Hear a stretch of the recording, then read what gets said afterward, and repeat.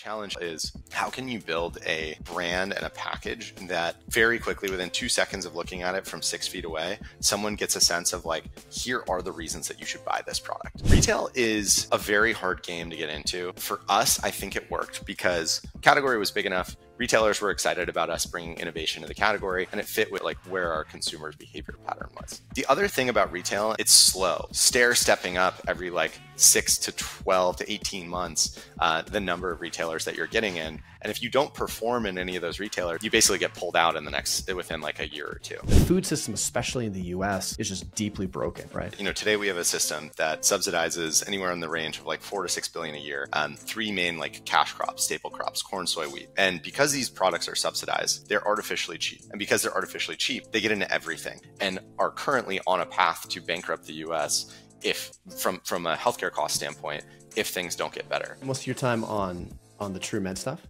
Yeah, definitely.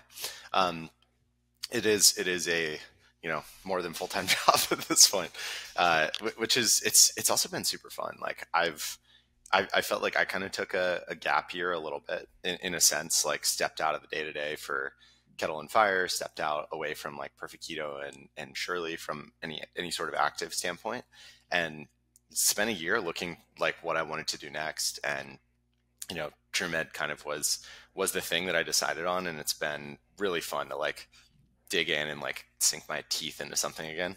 And it feels very mission aligned. Like I really feel like, I don't know, it feels like the most mission oriented work that I've done in my career, which is pretty fun. And can you describe, because obviously checked it out, more familiar with the Kettle Fire side of what you're doing. Yep. But for TrueMed, is it a way that helps you take HSA funds and be able to easily spend them on, instead of like, obviously like aspirin or doctor visits would qualify, but things that are less traditionally thought of as medical, but still have hugely beneficial medical and fitness properties? Yeah. So basically like the whole thesis of the company is the IRS recognizes very few things as medicine. So they'll recognize things that like treat, alleviate, or prevent certain conditions.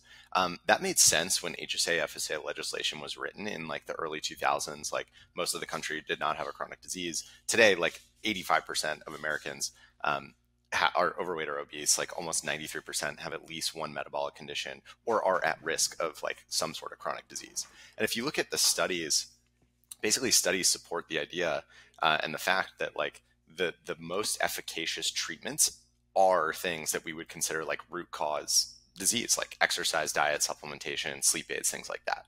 And so what we're doing is we're basically unlocking HSA FSA funds for a category of like products and services that are not eligible for HSA FSA spend unless it's accompanied by a doctor's note.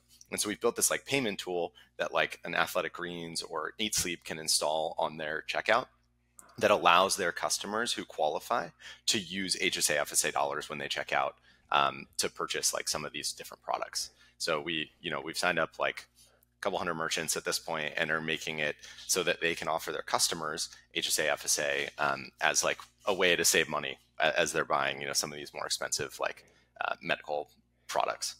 Interesting. Fascinating. Actually, total little rabbit trail, but I got a little AG1 here I'm drinking. Nice. And the space so much better than I do. Supplementation from a health perspective.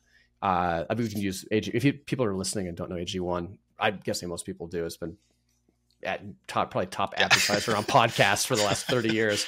But also like you hear the camps of supplementation is really important. It can help. You also hear the camps of like, it's pretty much like you're just expensive, the most expensive pee you're ever going to take because all that just washes through you. And even more specific, like recently, some kind of more pointed critiques about AG1 and what's in there and stuff. Anyway, I'd love like, you know this space really well. What are your thoughts? I think I know the answer, but thoughts on supplementation and also AG1 in particular, I'd be curious. Yeah, I mean, I think supplementation is like incredibly important. Like if by almost any metric you look at the nutrient density of our food, our crops, like the food in our food system is like vastly, almost 50% less nutrient dense on average than it was like 70 years ago. And so I think that there are also like a lot of cases of someone having, behavioral disorders, having like different inflammatory markers and things like that. And like taking a methylated B vitamin or, fish oil supplements or any number of these things, statistically significantly like help. And there are thousands of clinical trials and other studies out there that show the efficacy of different types of supplementation. And so I think it's a really important thing as a baseline. I think it is even more important if you are, trying to like treat or address specific disease conditions. And so I'm like a big fan of supplementation. I think sometimes people go overboard. I think quality really matters.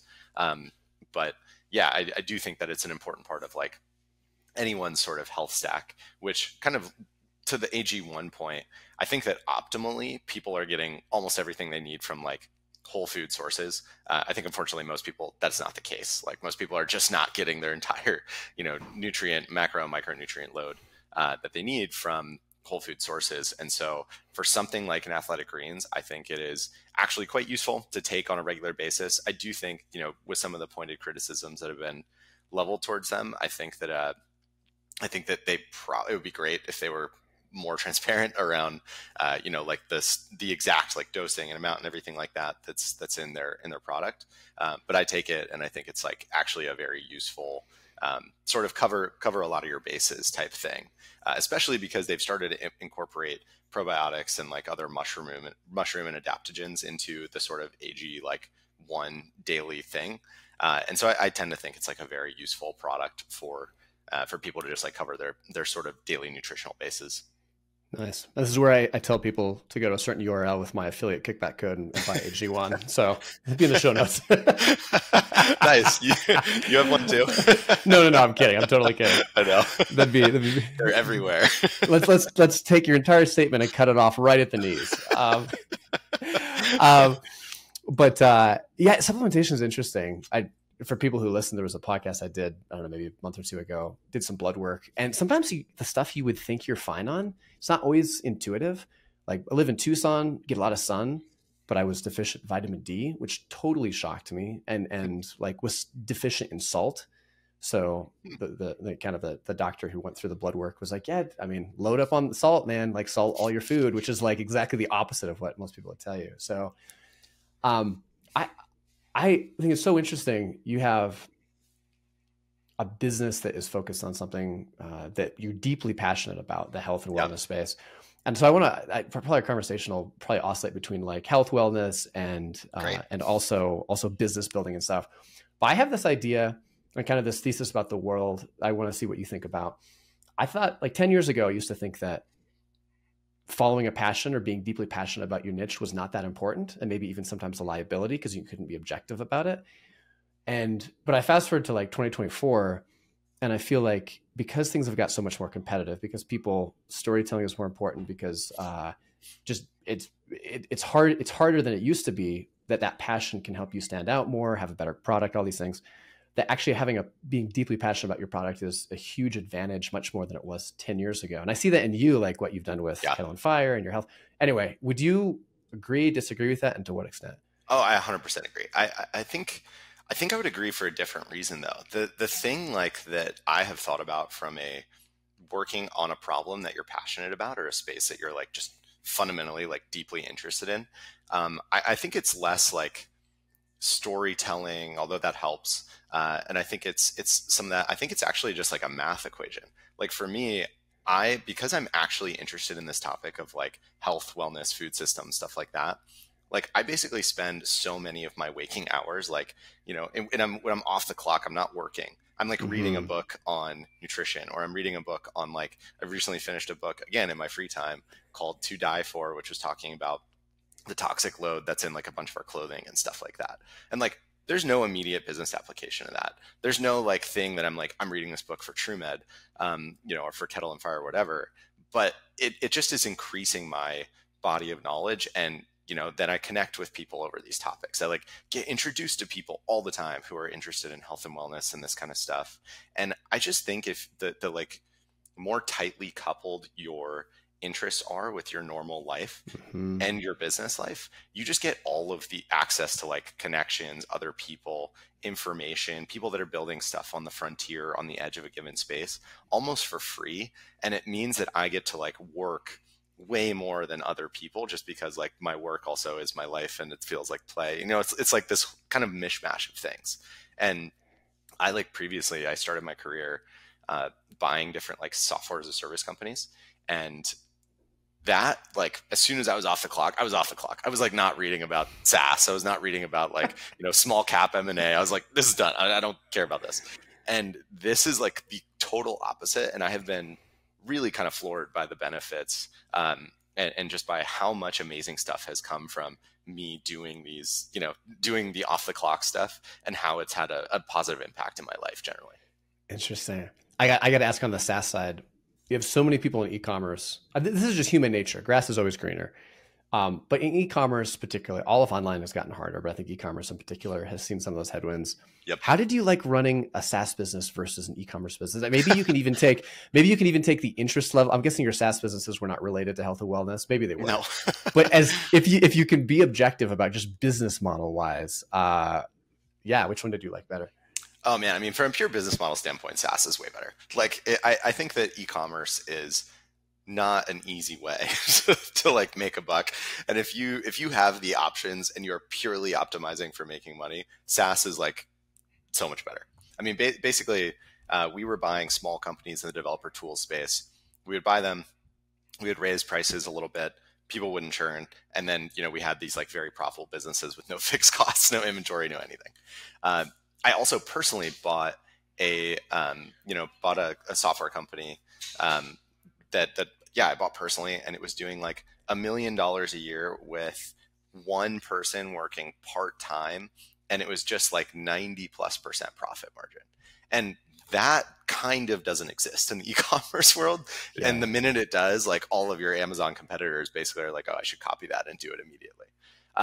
So that said, in most cases, I think SaaS is a much better business. But I do think that where SaaS often falls down, or like something that I've experienced, is if you can get over the hump and get to like 10 million in sales or so from an e-commerce standpoint, if you can build out a retail channel, you can, like these sorts of things that we've done with Kettle Fire, like we've actually created, I think, a lot of value in a brand that people are very attached to. And that business has just continued to grow for 8 years now. And I think that the trade is like e-commerce, you have to get insanely good at marketing and always being good at like messaging channels, all that kind of stuff. But the product is sort of finished. Like once you have a formula, you're just making the product and you're doing that all the time. With SaaS, it's sort of like the product is never finished, assuming you want to continue to like compound and grow it. And marketing is very hard. So I think there's trade-offs like in anything, but if you're pure business, it's like SaaS is a much better business. If you are like a product person and you just love creating products for individual consumers that feel like they're resonating with what you're making in the world, it's really hard to beat e-commerce and just putting something like amazing into the world.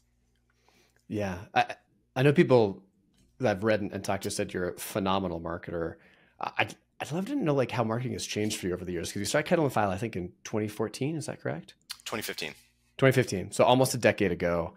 And I was looking looking through kind of your marketing footprint, which is not always obvious, but YouTube doesn't seem to be too big, or TikTok or Twitter. Instagram's kind of medium, like meaningful presence there, 100,000 people. But how have you grown it from a marketing perspective, and how has that changed over the years? Because it sounds like retail has been a huge part of that too. Yeah, I mean, that business specifically has shifted quite a lot. Like we started just online. We then decided, this was 2015, 2016. In 2016, we basically saw that we were the only bone broth that were using really high quality ingredients. We had crazy resonance with this like paleo ancestral health kind of community that I was an animal believer in and was a part of. And all of these influencers didn't have like a bone broth product that they were talking about. And so in 2016, we decided to raise a small bit of money from a bunch of these influencers and basically have them promote us and be like, yeah, we're standing behind Kettle Fire as our bone broth. And in a sense, like box out a lot of the potential competitors that were to follow, where we had a lot of core influencers that were talking about us as like the bone broth in the space. And once we landed some of those influencers, one of them was promoting our product, and one of the buyers at Whole Foods saw it. And so in 2016, they like brought it into 50 Whole Foods. The product sold really well, partially because we had all of this influencer support. And then we went Whole Foods national. And, in 2016, 2017, 15% of our business was retail. Now it's about 90% of our business is retail. And that's not because e-commerce sucks. It's just because at the end of the day, buying a $7 box of bone broth is just like most people are shopping for that in stores, not online. And it's a repeat purchase item. So the buying experience is just better in retail. And so I kind of like, I think that we did a couple things right there. We looked at how are people making buying decisions in this channel, and saw that influencers were driving a lot of purchases and also were not saturated specifically for our product category, and then tried to lock up that channel as much as we could. And then we also moved aggressively into new channels when we had the opportunity with moving into retail. With Perfect Keto, we kind of took a similar strategy. Perfect Keto is a company I started and we launched in 2017 with my co-founder, Anthony. And that business grew like crazy. That was sort of on the backs of, if Kettle Fire was like influencers in retail, Perfect Keto was sort of like influencers in SEO, where we very early on saw that there was a ton of search volume for keto related things. This was 2017. No one knew what this was. And almost no one like putting like really high quality traffic there. And so really high quality content. And so we invested a ton of time and energy just building out this like 1,000+ page, blog posts, articles, resources, everything, library of content. And at the top of sort of the keto trend in, early 2019, mid 2019, we were getting like 3 to 4 million hits a month on our YouTube, on our content pages, which was massive for us. So between that and influencers, like we bootstrapped that brand, and we were doing like our third year in business, we did about 60 million in revenue, which was crazy. That's insane. Crazy. It was also a trend, Yeah, but I mean, you still got to be able to build definitely build a cart that's not going to fall apart being hitched to the rocket ship. So, Kettle Fire, you said early on you went and you raised money from a bunch of influencers. So did you give them actual equity in the business? Yeah. How did that? This is super geeky, but I'm curious from a mechanical, were you a C Corp and you issued them actual shares in the business, and like, yep. And how important do you think that was? I mean, was that just absolutely pivotal to the success of having it take off like that?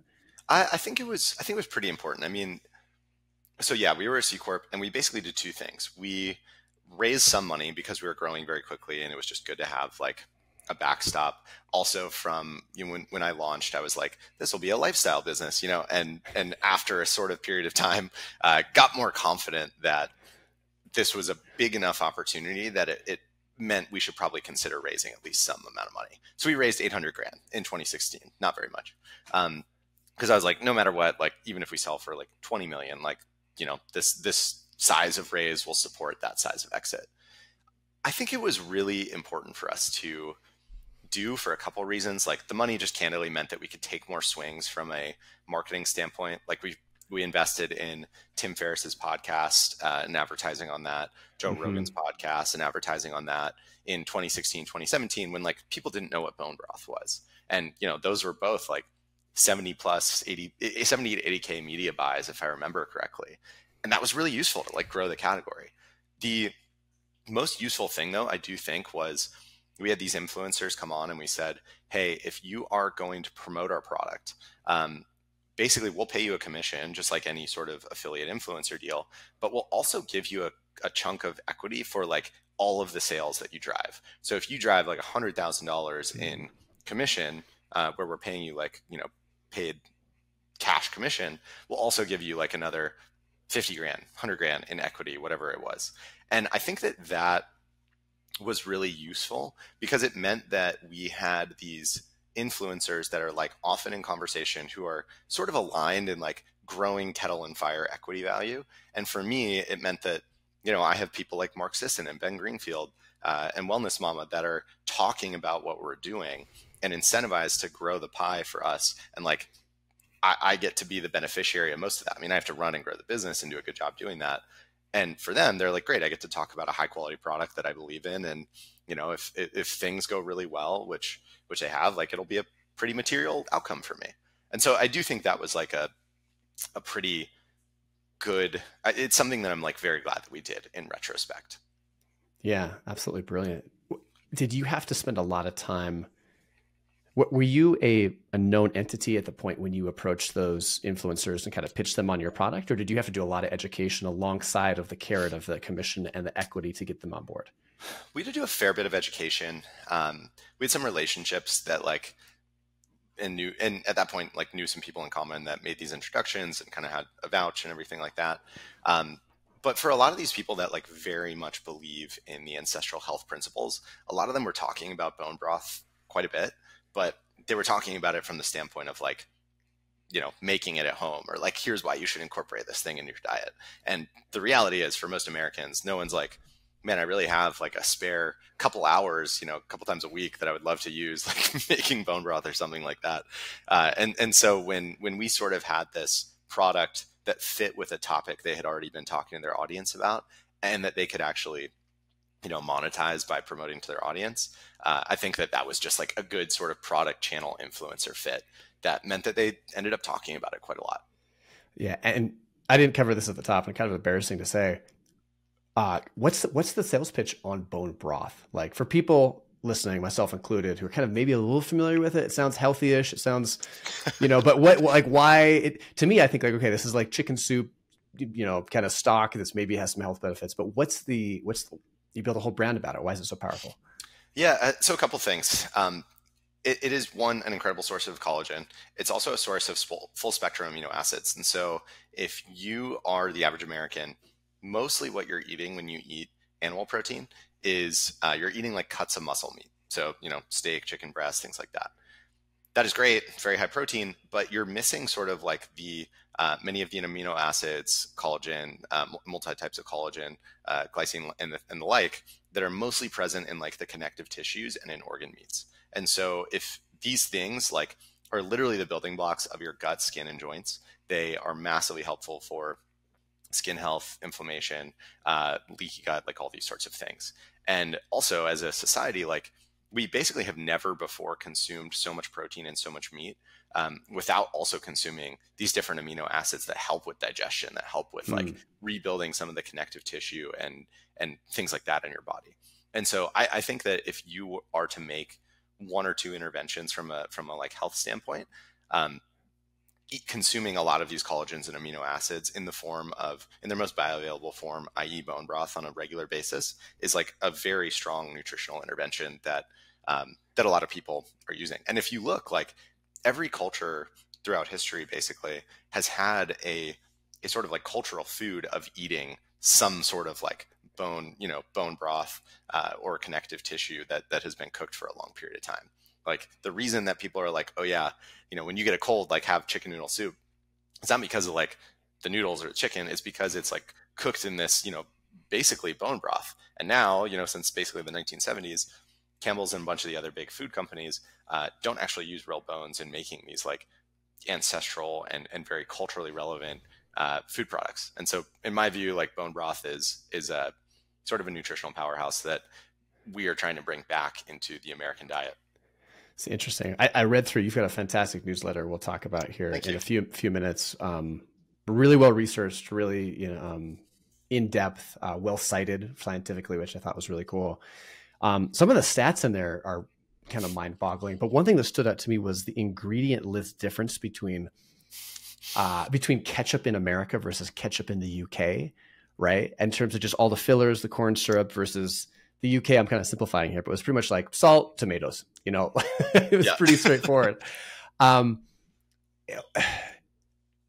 such a huge part of why you're doing this, because you think the food system. So you're kind of big. One of the reasons you're passionate about what you do and one of your beliefs about the world is just that the food system, especially in the US, is just deeply broken, right? I think it's poisonous. Yeah. Yeah. How would you, so what would you do to change that? Obviously there's all these farm stuff. Why are all these farms? Because the thesis, I think a lot of people know this, but just very high level, we subsidize so many things like corn and soy. And so there's all these excess crops that we use to pretty much, not because they're great, but we use it to put them into everything. Why don't we subsidize things like fresh fruit? Why is it so hard to get the farm bill changed when it's obviously a win for almost everybody? Why has this been given it seems like such a huge problem with far reaching implications, why has it lingered around for so long? Yeah, it's a great question. To answer the second part of that question, I think why has it lingered? I think the reason is that, today we have a system that subsidizes anywhere in the range of like 4 to 6 billion a year, three main like cash crops, staple crops, corn, soy, wheat. And because these products are subsidized, they're artificially cheap. And because they're artificially cheap, they get into everything. Like this is why Coca-Cola uses high fructose corn syrup rather than sugar. It's why, soybean oil is in everything and accounts by some measures for almost 20% of the average American's daily caloric intake is in the form of soybean oil. It's not because like there's raving fanatics who love soybean oil or anything like this. It's because like this stuff is cheap. It's an oil and it acts as a binder. And so it's in fucking everything.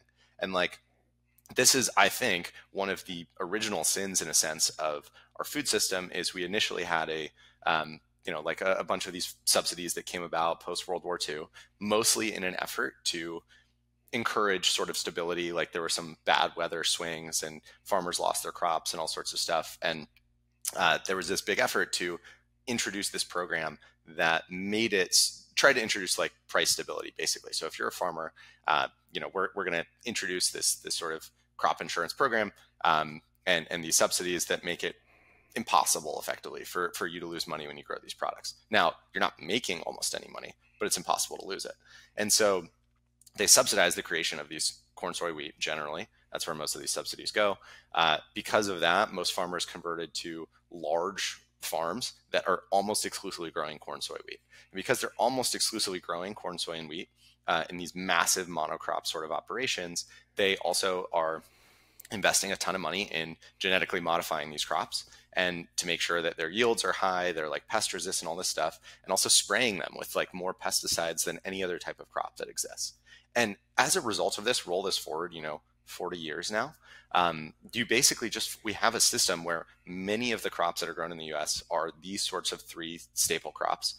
Almost none of them are used for human consumption, which is crazy. Like we're basically as taxpayers paying to have these massive companies and massive farms grow these sort of three crops. Most of them don't actually go towards human consumption at all. And then the ones that do go towards like food that we eat in their most highly processed form. This is why, in some cases, like Twinkies and other very processed foods are worse for you than like the real thing. It's because the inputs of these fake Franken foods are cheaper than the actual input costs of, just growing things like normally or the real way, I would say.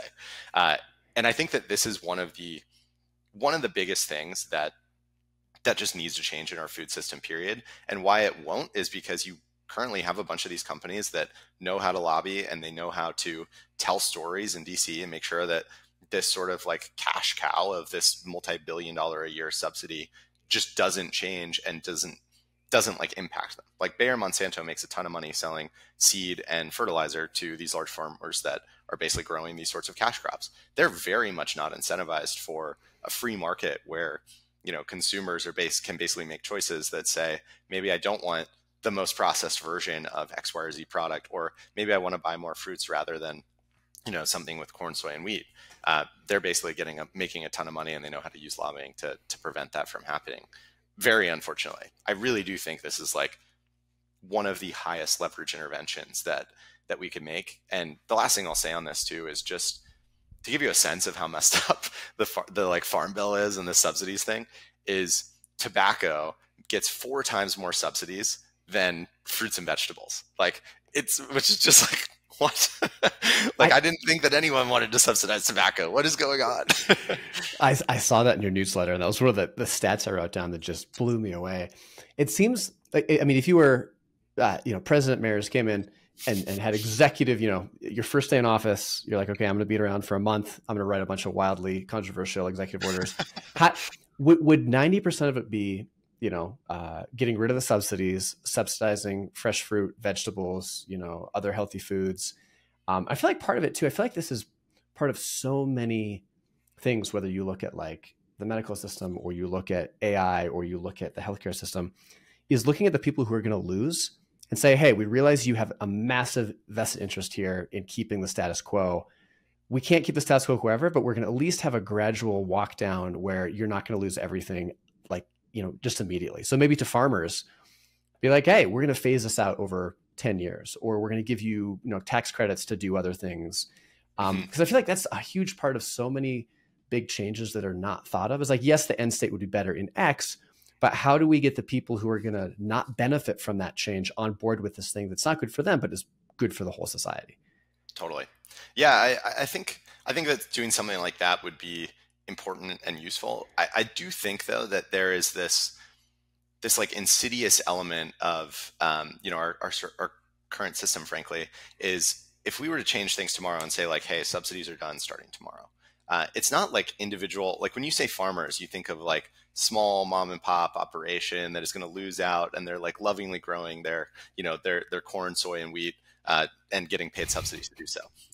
Not at all the case of what's happening. Like almost like 70% of these subsidies are going towards massive corporations that have spent tons of money working on corn, soy, and wheat, and generally end up exporting many of these products or selling them to be turned into like ethanol in the case of corn, or biodiesel, or soybean oil, or animal feed, or whatever. Like, I think that yes, it may be useful to have some sort of transition period for a lot of these, but my view is that a lot of what's happened and a lot of what is making, like what is wrong in the US today is that you have a sort of cohort of small special interests, like these farmers, like these chemical fertilizer companies, like many of these seed companies and the like, and many of the big food companies, that would a change hurt their bottom lines? Yes. But our sort of status quo is that these companies get to make a bunch of money and are very profitable. And then they externalize the cost of creating sick, unhealthy Americans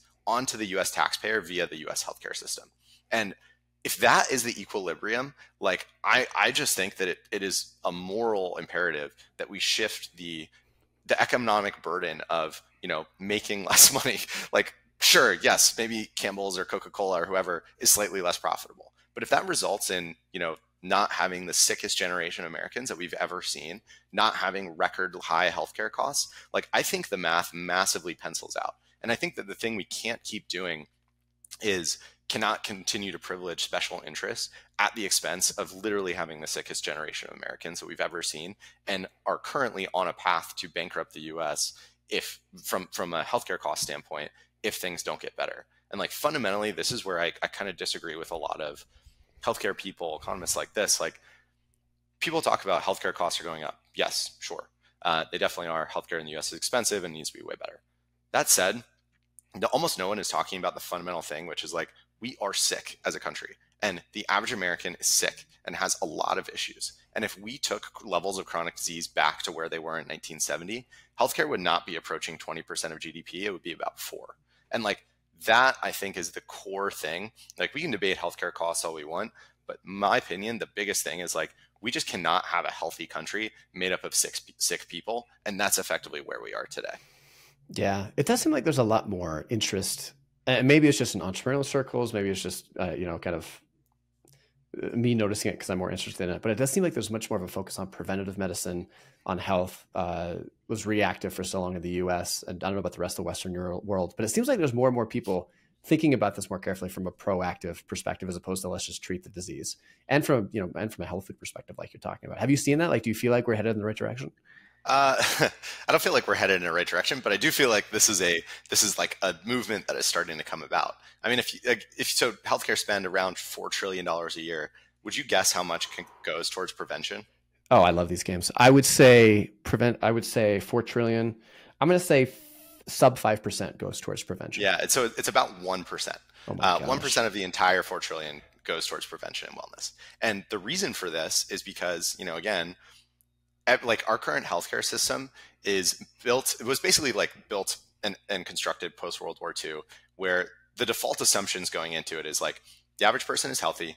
They get sick, they break a leg, they get pneumonia, they like do something, they go into our healthcare system, health insurance pays to get them healthy, and they exit the system, they're healthy again. Those assumptions are like no longer true. Like 85% of all healthcare spend goes towards managing, not treating, not preventing, not like curing chronic disease, just managing it. And by managing, we mean like someone has diabetes, they have hypertension, they have any number of these things, and they go through, a litany of pills, prescriptions, and other procedures over their lifetime to manage these chronic conditions. That's 85% of our healthcare spend. And so the default assumption should no longer be the average American is healthy, they get sick, the system then helps them exit the system again back to a state of health. what we're actually seeing is the average person is sick and they stay in the system forever. And that person existing in the system is the most profitable consumer of healthcare that exists, basically. And so, what I think I am seeing and starting to see people maybe wake up and start to take their health into their own hands. But I think that that's what you have to do when you're in a system that is just so fundamentally broken, and a system where the incentives nudge you towards becoming a consumer of the service of healthcare, not and thus, being a very profitable customer of theirs, as opposed to being someone that takes their health into their own hands and, and kind of takes control. And I think that, unfortunately, the dynamic this creates, because there are no or very, very few structural players in our entire healthcare and food system that are incentivized for you to be in good health. What this means is that basically the only people that are taking control of their own health are the ones who can afford that have the means, that can pay, for concierge doctors, supplements, exercise, things like that. And so when people say I do think people are starting to wake up to the problems here. I also think that we are probably on the cusp of creating or furthering a situation that we already have, which is to be healthy requires having an excess of resources, and you're going to have two classes of society: one that can afford to look out for their own care, invest in their own health and things like that, and one that can't, and massively suffer as a consequence. Yeah, that's really sad. JustinForPresident2024.com. You can go there to donate. We still got 3-4 months, man. You're under 80, right? You're under 78. Is that fair? Yeah. I'm gonna go out on a limb and say so. I want to ask you about what you've learned with retail. What are some of the big lessons and takeaways there? I know it drives 80-90% of Kettle Fire. I'm not sure about the keto business, if it's as big of a player. Nothing. Interesting. No, is that mostly e-commerce? I'd love to hear your thoughts, especially on pros and cons of a very retail heavy approach versus an online driven DTC approach, because I feel like we're in this space, in an environment right now where, and validly too, where just online is getting way more expensive, ad prices are up, attention is harder to get, and people are kind of trying to push towards retail distribution because it's relatively easier, maybe, or at least they think it is. But for people who haven't done it, retail comes with its own entire can of worms in terms of all sorts of stuff. So I'd love to hear your take, pros, cons, which ones, pros, cons between the two. And then also, do you think retail is more advantageous going forward? You're in a pretty unique position to answer that. Yeah, I think it really depends on what you want to do and the scale of the category that you're operating in. And so what I mean by that, so Kettle Fire, we moved into retail. We are selling a sub $10 product in a category where that is firmly a grocery product. And so because it's grocery, 90% of all grocery dollars still today are spent in retail. And so for us, we're looking at low price per product. People are often buying this in combination with other trips to the grocery store. Very few people are running to the grocery store solely to stock up on bone broth or, something like that. And so for us, we're okay, the consumer is in retail for this category. And this is the type of thing that people are just going to add to their basket as they're doing a larger shopping trip. And we were pretty confident that that was where we needed to end up over the long term. So we scaled the business to 7-ish million online in our first 2.5 years, and which was great. But we started to invest in retail, and what we saw, especially as ad costs continue to go up, especially as the consumer buying experience, frankly, again, was just better at retail. Many people were buying on subscription, 6 boxes of bone broth per month. That kind of adds up. If you're not cooking through that every single month, the sort of purchasing behavior is at odds with how consumers actually use the product, which was tough. And so we decided to invest much more in retail. Retail is a very hard game to get into. For us, I think it worked because we're moving into a large category where consumers are already shopping this set. The broth and stock category is in the billions of dollars. The soup category is even larger. And so we felt that the category could support it. And if you walk down the center aisle in the broth and soup category, there basically been no new entrants in that space for a while. And so our retailer partners were looking at us going, bone broth, people are spending a premium relative to like the existing broth and stock space. So when someone buys Kettle and Fire at $7 versus like some other brand at a $3 price point, that retailer makes more. And so if they want consumers to spend more on that shelf item, they're going to place us there all day, assuming consumers will buy. So category was big enough. Retailers were excited about us bringing innovation to the category, and it fit with our consumer, like where our consumers' behavior pattern was. That said, we'd actually had to raise more money to support our retail push. So we raised about $10 million more in 2018, and basically did that because retail is brutal to get going. Like when we started shifting into retail, we had to get good at managing cash flow. Like we would make a product, sell it to a retailer or sell it to a distributor, and then get paid like 30 to 45 days later. A lot of the retailers, at least in our space, in the food space, are somewhat notorious for chargebacks, for like inappropriate deductions, for like this whole universe of things that's like frankly really annoying to deal with. And we continue to scale our retail business, and basically we're a break even, a slightly unprofitable business for the first like 2 to 3 years while we built that channel. It's only now, after 6 years basically of really investing in the retail channel, that it is a like profitable, really solid channel for us, because we've like built and gotten enough distribution. We're at good eye level for this category. We've gotten into like most of the retailers we want to get into. The other thing about retail, and this is like another challenge, is it's slow. Like most retailers do a single category review each year. And so each year, like we would crush Whole Foods. We would sell amazingly. Then the next category review, they'd go, great, you got Whole Foods National. We get into Whole Foods National. Our numbers are really good. Then we'd have to sell into Kroger National. And like, that's a, 12-month sales cycle. And then we're in every Kroger. And so you're just sort of like, even in a best case scenario, stair stepping up every like 6 to 12 to 18 months, the number of retailers that you're getting in. And if you don't perform in any of those retailers, as you go from like small specialty to large like national chains like Walmart, Target, Kroger, and the like, you basically get pulled out within like a year or two. And so it's a hard business. I also think it tends to be very durable. Like once you're in retail and performing, it's kind of hard to get ripped off shelves. Like you're just not going to lose that shelf space if you're performing in the top 50%.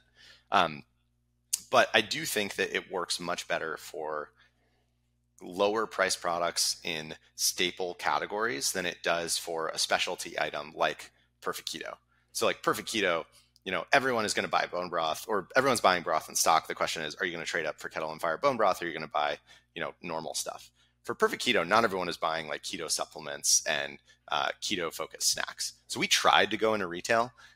We probably spent like about $1.5 million trying to go into retail, and just found that it wasn't like a mass market appeal category quite enough where we could put it on shelves and it would just move in the top 50%. And so for us, like that business is going to be much better, I think, as a direct to consumer brand where we can like tell the story, talk to our customers, all these sorts of things. Kettle and Fire, we knew we had to scale into retail and had to win there, or else some other brand was going to. I'm not really convinced that another brand is going to win in building like a big keto supplement and snacks brand in retail, just because it's like a pretty specialty item. Yeah, that makes total sense. When you talk about it took 5-6 years to start making money on the Kettle and Fire side for retail, and you spend $1.5 million trying to get the keto business in, what are you spending that money on? Is it just manpower and team power to call people? Is it iterating on package designs? Is it like lower prices to make it easier for those retailers to bring you in? Like, what are you spending the money on? Yeah, so a lot of it, like a fair bit, is lower prices to distributors. A lot of it is like slotting fees and basically these sort of marketing fees that you need to pay to move into these different retailers. And so, for example, when we were trying to sell into like Sprouts or something like that, Sprouts is like, great, we'll bring you in. We require though some marketing support. So you need to spend 50 to 100 grand here to be in our national catalog that is like going to get in front of distributors. We need you to run a 2-for-1 sort of buy one, get one promotion during this period for this product. And so you much like you launch a product and you're only halfway there. Like you have to spend a bunch of money marketing the product in e-commerce land. Marketing the product in retail just looks like paying these retailers quite a lot of money to promote and like make consumers aware or try and incentivize them to try the product that they just brought in. And frankly, that's where a lot of retailers, not all of them, but a fair number, like Sprouts is one of these, many Kroger brands are like this. They make most of their margin on brands paying them this marketing fee more than they do on like actually selling groceries and other products, which is pretty interesting. And so that's kind of the game that you end up playing. So for Perfect Keto, yeah, it was like manpower to staff up and run this channel, and then quite a lot of marketing investments to see if the product would actually move once we got in there. So for everyone thinking, I'm sick of Facebook, I'm sick of Google paying money to advertise, I'm going to go to retail and they're just going to roll it out on a silver platter to the masses. Maybe not quite so straightforward. No, definitely not. Yeah. Now that said, it does work. Like Kettle Fire, we still pay to promote, years into our brands at these different retailers. You just have to, frankly. But at a certain point, like we can also guarantee that there's going to be some level of sales activity in that channel and that we're going to move pretty well, even non-promoted. Got it. What did you learn about package design in that whole process? Because I mean, you have people that know you, that love you, come in, they'll grab it off the shelf, even if it looked like it was, the drawn by crayon because they trust your branding. A lot of people I'm imagining, I think about when I wine shop, I know nothing about wine, right? Like I know you have a wine business as well, a non-alcoholic wine business. I know a decent amount about beer, nothing about wine. I'm a label shopper, apart from like the blends, which I know a lot of other people are too, even if they don't admit it. What did you learn about package design in terms of retail space that worked and didn't work? It's really tough. We had the benefit of testing different packaging stuff online, basically, and using those learnings to roll into retail and to see what would actually resonate with consumers. That I think is a huge advantage. Otherwise, your iteration and learning cycles on this packaging stuff is just so slow. What we saw that works is basically with Kettle and Fire, we were like, let's be very differentiated from the category. The entire category was like, beige, yellow kind of colors. We went with like a very strong black differentiated color. The entire category was kind of had nebulous claims from a health and nutrition standpoint. We were like, grams of collagen, grams of protein, glyphosate free, Whole30 approved, just like all of the things that we thought our consumers would resonate with. But really, I mean, I think that the challenge in retail is how can you build a brand and a package that very quickly, within 2 seconds of looking at it from 6 feet away, someone gets a sense of like, here are the reasons that you should buy this product. And that is like what we have spent so much of our time and energy and money testing from a packaging standpoint. And frankly, I think like something that we didn't do well enough with Perfect Keto, where the packaging for our stuff, we built it as a direct to consumer brand, and moving into retail probably didn't test it enough. If I could redo that process again, I would call like the products that we were making either collagen bars or make like a zero carb or zero, low net carb kind of claim, very, very prominent on pack. Rather than this like somewhat nebulous keto terminology that consumers, many of them didn't totally understand. Like it's quite possible Perfect Keto as a low carb bar, no sugar bar could have worked in retail, but the way that we did it, it was just Perfect Keto, and people are like, I don't really know what this keto thing is, or I'm not keto, that's not for me. You know what I mean? Yeah, absolutely. Your newsletter, you have a newsletter called The Next, which I mentioned earlier. It's fantastic. justinmares.substack.com if you want to check it out and get on there. I'd love to hear like what you've learned on doing a newsletter and building it and kind of grow an audience that way. That's something I'm trying to invest more time in. And maybe first question is, why Substack versus like your own, attaching it to your own blog or something like that? Like you've got all these different places. Why, how do you think about where to host it? And is it that important? Yeah. So quick answer on the host thing. Substack, super easy. I'm lazy, and this is like not my primary thing, like doing the influencer thing. And then secondly, Substack has this amazing like suggestions feature where they're building this network of people that want to read content that resonates with them. And so if I'm like just on my own blog, I'm like constrained by the number of people that I can drive to my blog through Twitter and other stuff like that. Substack has probably been responsible for like 20 to 30% of my total subscribers, which is really, really useful. And so that's a big reason why it's also free. So for all those reasons, I think it's like a good deal for me right now. What I have found doing the newsletter, I think that still, I would say two things have been really surprising. One, I write a monthly newsletter. This is not like I'm not like trying to like be a hyper influencer and tweet like 100 times a day, write 10 newsletters a week, anything like that. Like this is very much a thing that I do on the side because I like it and because like I want to slowly improve my craft of writing and talk about the topics that I do around health, startups, and the like. The things that I've been surprised by is that a newsletter is such a personal thing. Like you build this amazing relationship with an audience, and even at like 1,000 subscribers, I was shocked by the number of people and like interesting people and interesting opportunities that got surfaced to me just by writing this newsletter on a monthly basis. Like now that we're much more than that from a subscriber count standpoint, even now I'm like, wow, I'm just meeting amazing people that care exactly about the topic that I care about all the time. Like that is so cool. And I think that it is this incredible way to build an ongoing relationship and sort of talk about the things that you talk about with 12,000 people at a time.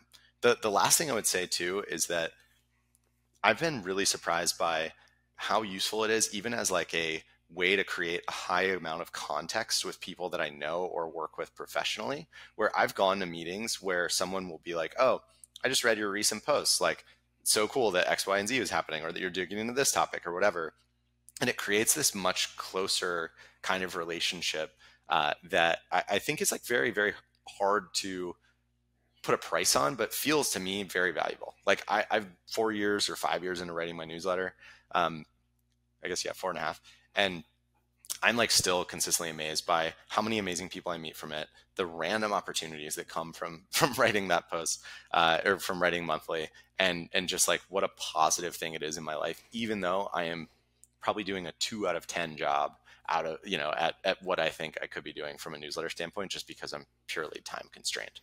Yeah. I mean, it's you're building and maintaining rapport at scale. It's kind of what you're doing now, which is super valuable. And 2 out of 10, I mean, I would disagree. I mean, the newsletter that you wrote that I read before we hopped on here, I would guess 4,000 words, 3,000 words. Like that was the longest I've ever run. It was okay. I accidentally stumbled across your the Pinnacle newsletter, but it was fantastic. And I mean, do you sit down usually and write for 2 or 3 hours when you do it, or what's your process or kind of thought, your methodology for it? Yeah. So my method, like I try and do this I try and keep it fun for me is like a big thing. And so what that means for me is if I get inspired, I'll write a note on my phone. Like in the next 2 posts, I'm going to write about how the US comes up with like toxin limits, because it's like something I recently learned and I think it's crazy. But so basically I'll like have a topic and I'm like, okay, I want to write about this. And then I will sit down generally like one Saturday morning a week, and I'll say that my newsletter generally has 3 sections, and I'll just be like, okay, I'm going to write about this topic, sit down, crank it out in like an hour. And that's an hour of like blend of research and writing time. And then it's basically it. And then I do that over every Saturday morning. 3 sections are all written. And the last Saturday, I'll kind of do like a proofread and, edit and then send. And man, I could spend so much more time writing this thing. Like the last one that I wrote actually took me like 3 months basically of writing and like very focused, like putting the pieces together, went through multiple edit cycles because I wanted it to be kind of like my manifesto or like longer touch piece of what I think is going on. And that took way more time than my normal one. But normally it's just, three-ish Saturdays a month. I'm cranking it out and then sending it. Got it. You're doing a great job, man. Would strongly recommend checking it out. Again, I'll put the link in the show notes, but fantastic work. So I appreciate that. Yeah. 2 more questions here. We got to start wrapping up, but Long Journey, you're a venture partner over there. I'd love to hear how you're thinking about investing going forward. And you have like most people investing, they have a background in entrepreneurship and investing. So you have some interesting thoughts on how investing is going to change. People are going to raise less kind of earlier and then just do one raise often. If you could comment on that, and then also kind of what you're looking for to invest in going forward. So if there's anyone who's listening who might be a good fit for you, they can get in touch. Yeah. So So on the first one, I think that investing like is likely to go through somewhat significant change, at least in areas like e-commerce, SaaS, like some of these things that are no longer at the frontier of technology. Uh, I think that for the last 20, maybe like 15 years, probably the best bet that you could make as a venture investor was find a space that does not have a B2B SaaS winner and like back it as aggressively as you can. And that has led to multiple, deca-billion-dollar companies in the B2B SaaS kind of world. I think that that's going forward. Like SaaS is getting way cheaper to make. It's getting way more competitive. And I think that the size of the outcomes is also coming down. And so when the ceiling is coming down and, you're less likely to see, as many B2B SaaS companies, I think, that are entering the $20+ billion range as we did the last decade. I think that how you bet on these companies has to change. And I think that we are going to see the rise of companies that raise one, maybe two rounds of funding, use that funding to aggressively build product, own a market, build an amazing thing, but that then are like just going to build and like keep control of the company. Founders don't have to be on the venture treadmill forever, always raising and investing more into marketing and team and all that sort of thing. I think you're going to see a lot more of those like one round companies is kind of what a friend and I have been calling them. On the investing side, like things that I look for is hard to describe, but I tend to be pulled in two directions. One, anything around like what I'm calling the great American poisoning, I think is like super interesting. Like things that like it sounds so cool, but it's not. Yeah, exactly. So anything that targets the massive toxin load that we have today, improves metabolic health, improves our food system, improves like ways that we do agriculture, anything like that. Hell yeah, I'm in. Like, would love to chat. From on the other side of the coin, like I'm also very interested, and this is something Long Journey talks about as a fund, in this idea of what are like magically weird companies, like companies that feel weird, pretty non-consensus. They don't really make a ton of sense to a lot of investors or people today, but that there's a chance in the next decade, if the founder is right, that there's something really interesting there. Like we were one of the first investors in a company called Rainmaker, which they're using drones to do cloud seeding and try and like influence the weather basically, and use atmospheric rivers to like precipitate and rain on various, farms, ski resorts, things like that. That is like a pretty out there idea. Yeah. It's kind of wild. There's a lot of people are like, well, that won't work for X, Y, and Z reason. That seems crazy for X, Y, and Z reason. And it might be totally crazy. It might totally fail. But I do think that the best investments in general in venture seem to be ones that are often very misunderstood in the early days, but that if you are right, if the founder is right about the way that they see the world, that those are the things that are often cheap in retrospect, where once the thing works, it takes market and consensus a while to catch up. Like the first angel investment I ever did was in this company called Crusoe Energy that was building these like compute rigs basically that they would drop in oil fields and use flared natural gas, which is basically when you pump for oil, natural gas also comes out and they flare it. This is why you see like, the burning fire sticks in the oil fields of Iraq and stuff like that. So they flare it, they just burn it off because they can't do anything with that natural gas. They like put like a compute rig on top of these flares and use that energy to mine Bitcoin and to like do AI training and stuff like that. And you're like, what a insane idea. And a lot of people said that. A lot of people in 2018 were like, what is this? There's like no way this is an investable company. But because it was so weird, it had a hard time raising money at first. And now that it's worked and has been like proven out, I think the company has raised like 200 million or something and is on an amazing trajectory. And so I think that companies like that feel weird, strange, or non-consensus early on are generally the types of ones that get me very excited. Very cool. I got to check in on your goals for 2023. I did a little bit of browsing around some of the other ones. And one that stuck out to me, just hit on a couple of these. You biked from Moab to Telluride. You got to tell me about this. It sounds very cool. Dude, it was awesome. It was one of the best trips I've ever done. It was like a 5-day bike trip where my wife and I, we basically started in Telluride, camped out, and did the bikepacking thing for 5 days. And it was so epic. Like, I can't recommend enough getting outside for a multi-day period, like fully off devices, fully like in nature, being in the backcountry, everything like this.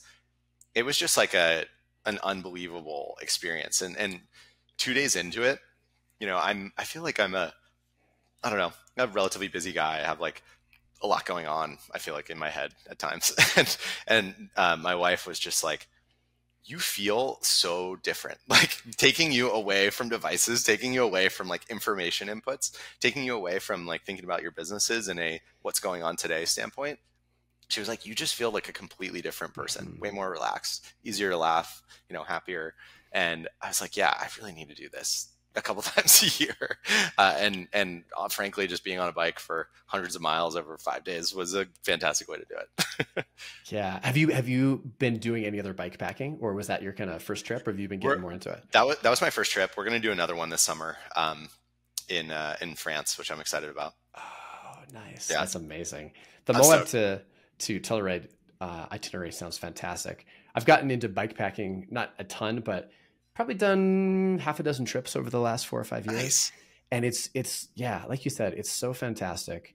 I'll either go with like kids, or I'll go with like 3 or 4 really good buddies. And like you said, it's just, you're out there for anywhere from 2 days to 5 or 6 days. You're really going to unwind and recharge. And there's something about being on a bike. I mean, you hear people say this when they go traveling, like they'll travel the world for a year in a backpack, and they're like, you really don't need anything. But you get that almost doubly so on a bike for some reason, because you're like, everything I need is on this bike. And granted, you get pretty manky by the time you're back. So I wouldn't recommend like you want to do like a White House dinner at the end of one of these things. But it is cool how little you need, and also how much terrain you can see on a bike in one day. Like the change in landscape in a day on a bike, human powered, is pretty spectacular. Dude, it's awesome. And I don't know what it is, but there's something about campfire conversation, or like sort of like you've been biking all day with the same people, you're eating dinner, sitting around a campfire, just sort of like have nothing to do but chat and chop it up. That is just so fun. Like it is so superior, I think, to going out to a restaurant, even with the same 6 friends. And I don't know what it is, but I just think that like that extended time in nature is so invaluable from a relationship building standpoint. And for those that like are interested in getting started, there's this group called Western Spirit that does these like fully supported bikepacking trips, where basically you can just like throw your tent on their truck. They drive it to the next spot where you're going, and all you have to do is show up and bike. And it's awesome. That sounds amazing. The Moab to Telluride route, was it up and down over mountains, single track? Was it kind of more wide? Okay. It was. Yeah. It was gravel bike. It was like, 300 something miles. And like one day we did 7,000 feet of climb over like, over like 45 or 50 miles. It's a somewhat intense ride, but man, it's so fun. And you can do it with e-bikes. Like it was so cool. It was my wife and I, and then 5 other people, all who were over the age of 75. And they were all doing it on e-bikes as a friend group. And they were like the happiest group of 75-year-olds I've ever seen in my life. My wife and I were like, this is exactly what we want to be like when we're in our 70s. Like the one woman literally turned 81 on the bike trip. That's so cool. Everyone was like, yay, Cappy. It was amazing. That's so cool. One of the things for me in terms of fitness and health is like when I've been thankful to have my father was an incredible example of health and just like discipline in terms of eating well and exercising consistently for like 40 years.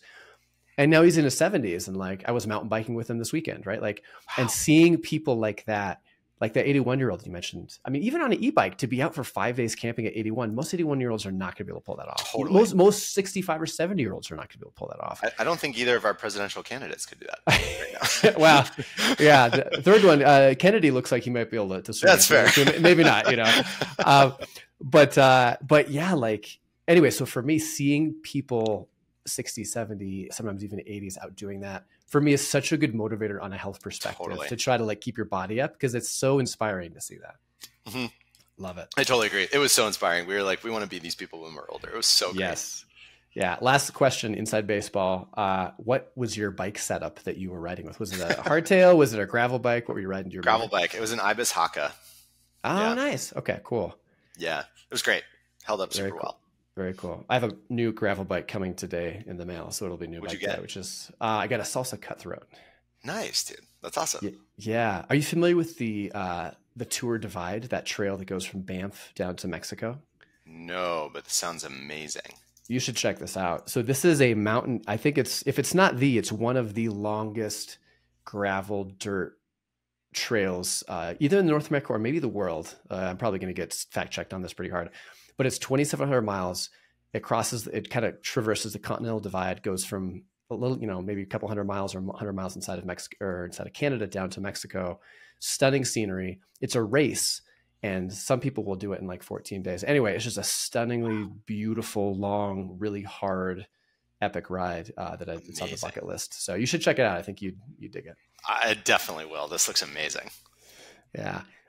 Well, now that we have lost most of our non-mountain bikepacking people at the end, Sorry, Justin, no, this is great. This has been a blast. Thank you for coming on and talking. And if you're listening, again, kettleandfire.com, great bone broth, or you can check them out at your favorite grocer. Perfect Keto. We didn't even get into Surly, which is your non-alcoholic wine, but I think that's a super cool brand that people should check out. Longjourney.vc. If you're doing something interesting, unique, that kind of has that special sauce, or is in that area that Justin was mentioning, hit them up there. And then, of course, TrueMed, which we got into a little bit at the beginning. If you want to be able to, are your customers there the people that want to sell products that are HSA eligible? That's who it is, right? Yeah. So it's basically if you are selling a product that improves what we would call like a root cause health issue. So like exercise supplements, sleep aids. So like 8 Sleep, Athletic Greens, CrossFit, Peloton, like all of these are customers. If you're selling a product that makes people healthier, like we would love to hear from you as a merchant, and we can talk about potentially enabling HSA and FSA for your various customers. And then finally, justinmaris.substack.com. Highly recommend the newsletter. It's Thanks, exceptionally well done, entertaining, interesting, and well cited. So, Justin, anything else I missed, or kind of final parting things you wanna throw out there before we wrap this up? You crushed it. This was super fun. Thanks so much, man. Yeah, absolutely. Hopefully we can get out on the bikes at some point. That'd be a lot of fun. I would absolutely love that. Yeah, that'd be epic.